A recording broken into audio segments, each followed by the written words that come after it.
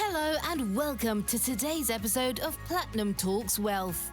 Emmy-nominated journalist Jennifer Rogers Markwell changed gears in her television career when she realized the need to help women make sense of investing. She regularly hosts educational workshops to empower women and others to take charge of their financial future. Now, join your host, Platinum Wealth Management President Jennifer Rogers Markwell, as she leads us into the world of money memories, money infidelities, and how these can mold our relationship with our personal finances as adults. Let's dive into today's episode.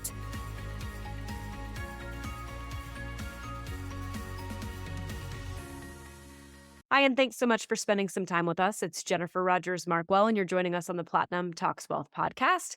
Today, I'm joined by Yvi. Thank you so much for making some time today. Thank you so much for having me, Jennifer. I'm excited to be here. Yeah.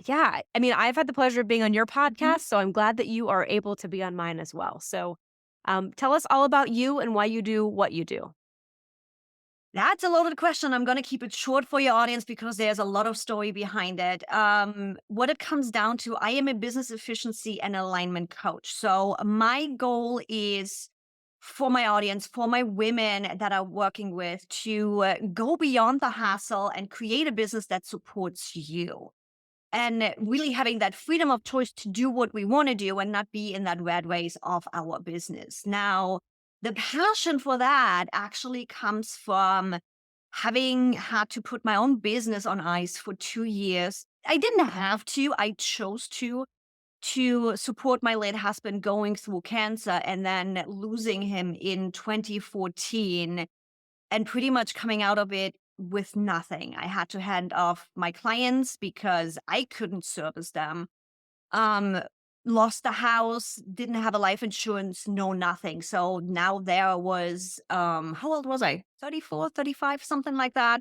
Wow. Starting over again from zero. I was at a point where I literally struggled at times to pay a $600 rent in the granny flat I was living. So with that, my goal and my passion really is helping women build an income with our passion and a business that runs on autopilot where we can step away from it without everything burning down. Yeah, that's for folks that are listening, right? Clearly, we have got some entrepreneurs in our audience as well. Mhm. What would that look like? What are some examples of what that could potentially be or look like? What we do a lot is bringing in automation, bringing in repeatable systems, really having those assets in place that somebody can take over or you not even having to do it. So there's a lot of technology nowadays out there where we can automate processes where we don't have to be in the nitty gritty of all the things that are happening. A lot of that can be automated. And if it can't be automated, how do I can hand this off? I'm like, you see it in big corporations, right? Where you have a major team where you hand things off, but people can't read your mind. So we need to have things in place that can take over that way. You can just be like, okay, here, this needs to be happening. And either way, it happens thanks to technology and it's automated or handing it off. And that then combined also with the type of offering one-on-one, if you are the only one providing that service, everything hinges on you. Everything hinges on you being there, being healthy, having the time to deliver that service because you're the only one delivering it. So what are other ways that still aligns with your core values, with your goals, how we can deliver your offer that doesn't mean you have to be 24/7 in the business.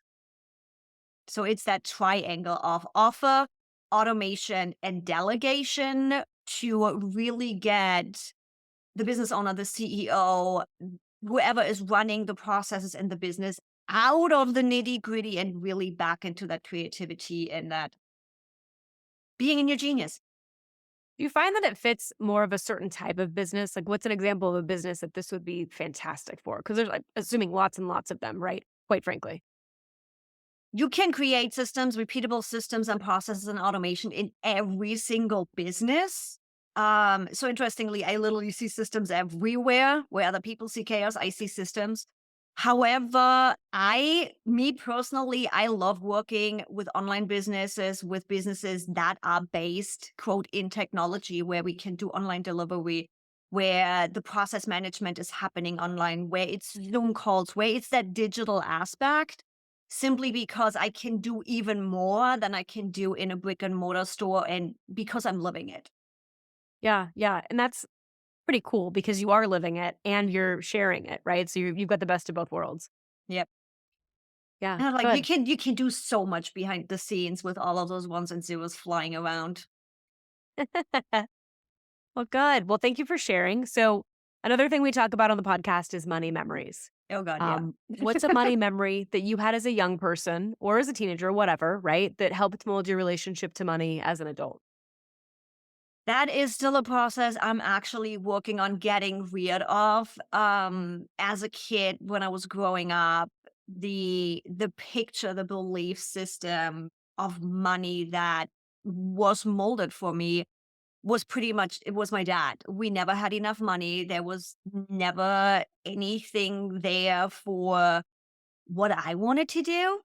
At some point, I was even forced to do bookkeeping and ledger and all the things, or I didn't get any allowance. It was always that fight about money, that not enough there yet. When dad showed up publicly and like, we are the best, we are the rich, we are the awesome. It was that public perception of everything is great, everything is awesome, and he's just quote throwing money around. Yet behind the scenes, there wasn't enough, barely making the bills, all that lack. And yeah, to this point, that's still a belief system that I'm working on reprogramming, getting out of my head. And I still have based on this, I don't get money if I don't tell my parents where I spent my money. My money, I get to spend it wherever I want to. I To this point, I still see that old habit come up when a big chunk of money comes in, wanting to buy all the things. And it's Interesting. like, I'm like, "Hmm, still, yeah, great. Still working on that good and polishing that up." I'm like, fortunately, at least I see that habit. I see that strategy that's rolling in my head on autopilot. And I'm like, yeah, no, I don't need to. It's not because often enough, it's not a practical spending of money where it actually advances something, or it's something I really want or anything. You are listening to the Platinum Talks Wealth podcast. Hey, it's Jennifer.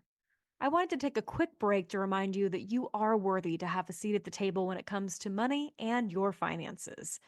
Both me and my team at Platinum Wealth Management, want to meet you where you are, whether you're starting out, starting over, or have been investing for years. Reach out to us at platinumwealth.net or call us at 775-717-0001. We'd be honored to help. And now, back to the podcast. It's more of oh, now I can buy everything. I'm like, why? I don't need that. I don't even necessarily want all of why. So yeah, that reprogramming is still happening. That's fascinating. I feel like everybody's kind of a work in progress when it comes to Mhm. this, right? We've had so many people, when we ask that question, they have that immediate, if they didn't know, they have that aha moment where they're like, oh, that's why I am the way that I am. Mm. Like for me, I think I've shared this with you. Like mine was my grandparents, right? They were depression kids and they were mom and dad to me because my mom was young when she had me. So they really acted as my parents. And they were of the mentality like trying to get food on the table, right? They Yep. remember growing up with their brothers and sisters and big families, and getting food on the table was like priority to be able to feed people. So they had, when I was growing up with them, like cabinets that were set up with hundreds of cans, like canned corn and canned beans and canned everything, right? And I remember being a little girl, and actually I wasn't even that little. I was probably a teenager. And I remember going through and I'm like, some of these cans are bloated, like bloated botulism bloated. And I'm like, they got to go. Like, guys, if you're going to go out in the world, you're going to go out for a good reason, not because you ate a bloated can of corn, right? Like, that's not an option. So I remember throwing those Yeah. out and putting them in a garbage bag, and they were so angry at me in that moment. And I was like, I will replace every can I'm throwing away. But for them, it was food on the table. Yeah. Right. And it's fascinating because now for me, I'm like, you got to eat all your food. Like I go there too. And I'm like, oh my Mhm. gosh, like that is absolutely tied to that memory, that in essence money memory for me when it came to like food and money and that tie. It's interesting to start realizing those early belief systems and how they have turned into daily strategies of, oh, yeah, I'm doing that, don't I? It's Yeah. interesting. Yeah, and there's a lot of nuancy things that I notice as I'm getting older. I'm like, "Oh my gosh, like, I'm my grandma," right? Like, I totally am. So wild. And again, she was fantastic, but it's strange because 'cause I'm like, some of these I definitely need to change the narrative on. So, I think all of us are a work in progress. And it's like I love my parents. But again, there is no roadblock, no pathway that tells you what's the best way to be a parent or a human being, right? We all just do the best with the resources we have. So it's they grow up differently and it's just our job to see how it has impacted us and then make a decision. Do you want to keep doing that or do you want to change it? Yeah, 100%. Like, is the narrative serving you or is it not? Mm-hmm. Yeah, Yeah. so another thing we talk through are financial infidelities, which is a big, scary, hairy term for a lot of folks, but it's definably different for individuals as well. What's a financial infidelity that you've experienced or you witnessed that you think others could learn from?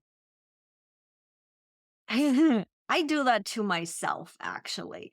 So it's the narrative I often hear in my head and that I'm still working on cleaning up to is justifying when I spend money on things that don't make sense or that I shouldn't spend money on. Where it's like, oh yeah, we really need new silverware. No, I don't. Do I really? I have how many in? I just want a different one. Or, oh yeah, if I spend this money, this is gonna happen in my business. Or this has happened here and I have to do that here where I am amazing at telling myself why I should spend money on something. However, talking about it, I don't even know how many voices in my head I have. I'm working on actually getting the voice louder why I shouldn't spend money on something. What a concept, right? It's like I really don't have to buy everything. But yeah, that voice of justification of, Hmm. oh yeah, you can do that. This is going to make you feel happy. This is going to evolve the business. This is going to do this and that. Oh yeah, I am cheating myself into buying stuff more often than I'd like to admit. Fascinating. That's super fascinating. And again, I think many of us are guilty of that too. Do you find that it's maybe coming from like a void where you're trying to create joy with what you're purchasing? I yes, the short answer is yes, because when I look at the habit of, oh, no, suddenly I'm shopping again, that usually happens when I feel insecure in myself and what I'm doing, which happens in business, right? I'm running my own business, I'm launching something new, and which means I am doing something new. I'm stepping out of my comfort zone. I'm doing something I haven't done before. And I end up in this, oh my God, but I'm the one that teaches systems and now I'm running a system. I don't know if the system even works. And how am I doing all of this? And I know all the things I should be doing, but I can't do all the my brain just goes completely insane and gets overwhelmed and all the things. And that's when I start shopping. And Amazon makes that really easy. They do, which is crazy because I feel like you've heard the hashtag girl math, right? Oh, Hashtag yeah. girl math. You're Oh, not yeah. paying for it, right? Nope. Like it's on a credit card, you got it on Yep. sale, it's 20% off, like Mhm. whatever. Like there's easy justifications of Oh, like, and then it's on your doorstep in a day or two. yep. Mhm. Oh, yeah, queen of girl math over here. I again, that's like, I can justify anything and everything. Yeah. And That's it's definitely it's one of those, "Ooh, I accomplished something." I think that's what it is for me. It's this, "Ooh, I accomplished something," um, rather than in that moment, feeling through and working through why I feel overwhelmed, why I feel like unequipped, maybe even in running this new process. And it really is this, oh my God, who am I to do this, or who am I to teach this when I'm just a student right now? And that's usually when the crazy shopping starts. That's when I have to take the Amazon app off of my phone. Mhm. Yeah. No, that's super interesting. I remember, I don't know, it's one of those things. Like when I bought my first house, Mhm. I wanted to vomit, quite frankly. Like I was like, that's a large adult number there, and Yeah. I want to throw up, and that is crazy. And I went back to a place in my head. I'm like, I'm just a little girl buying this house. Like, how Mhm. am I? And clearly showing some insecurities on that too in my own brain. But like, how am I buying this house? Can I do it? Of course, clearly I'm here, but like, oh my gosh, like I am just a young girl. How am I buying this house? How is this working? Like it's mind-boggling. Oh, I feel you on that one, where it's just like what I do in those cases to help me is writing down things to quote convince me I'm not that young girl anymore. Yes, I can do this. Where I collect physical evidence of yes, I can do this. Where it's like, okay, here's the growth from I can't even afford $600 rent to now I'm spending $2,400 for a one bedroom apartment in San Diego. Is that amount insane? Yes, but I'm living in San Diego. I'm loving life here. So having that physical evidence of you are doing it helps me personally in those moments of big purchases of what am I doing, what's happening to get out of that. But yeah, I'm like, I hear you on that one. Yeah, that's good advice. I mean, I feel like again, that was my first house Mhm. many, many moons ago. And I remember that exact feeling of feeling that. It's almost, I don't know, it's almost like an imposter syndrome, I Yep. think. You Mhm. know? I think imposter syndrome gets it the best, where yeah, I don't feel my age. I have to calculate how old I am, where it's like, how old are you? I'm like, I don't I know. do What year is too. it? I do It's too, all the like, time. All the time. Somebody will ask me and I'm like, "Oh, I'm 36." And I'm like, "No, I am not. I'm a decade older than that." Like, "Oh my gosh." And I don't even mean to like say it that way, but I'm like, "Oh my gosh." Like I did not even mean to lie, but in my brain I'm in my mid-30s. it's like, I swap. I'm like, I am 41. And I'm like, there were times where I was just on the fly doing multiple things. And I'm like, oh yeah, I'm 43. I'm like, no, I'm not 43 yet. And then there's days where I'm like, yeah, I'm 29 and I'm 35. I'm like, I don't know. I don't care. But it comes back around to the idea of I'm still that little child. I don't feel like I'm 41. I'm like maybe beginning 30s or something like that. I didn't know that 41 is going to feel like this. Back in the day, 41 felt like, okay, I'm going to go for retirement, right? Oh my gosh, yeah, you see pictures, like, you see pictures on, like, memes, right? And somebody's like, "This person was 50 and this person is 50." And, like, the 50 folks now are, like, 25, 30, right? Yep. And the 50 folks back in the day are, like, 85. And you're like, Uh-huh. "Oh my." And it's like that's where then the brain comes in of I don't feel the age I am on paper. So suddenly it's like, oh my God, I'm doing this? I'm buying a house? Holy crap. How am I what? So yeah, it's interesting what our brain sometimes does with us.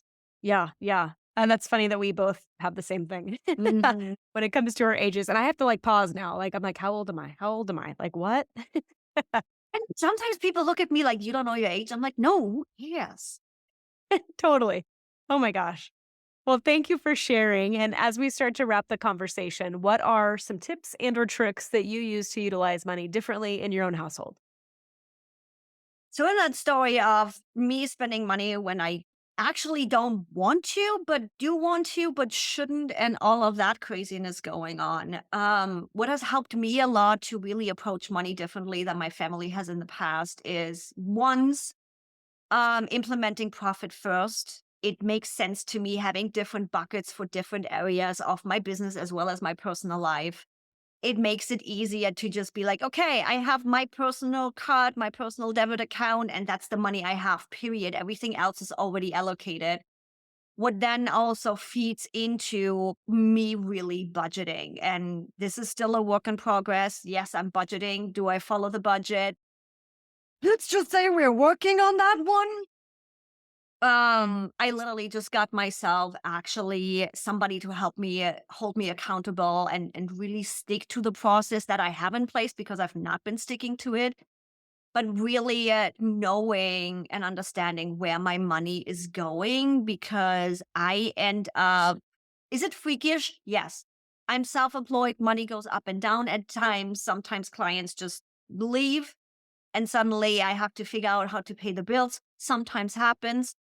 But even in those situations where money might get tight, having a budget, knowing where money is going, knowing where I potentially can turn off the faucet for a month and not spend money on, gives me a lot of safety and security, actually. It cuts down on the anxiety. So that's where I'm working for me right now on really taking that budgeting to the next level and not just do it how fast as I have been doing, but really focus on it to have that safety, to have that understanding, because not knowing just causes anxiety for me.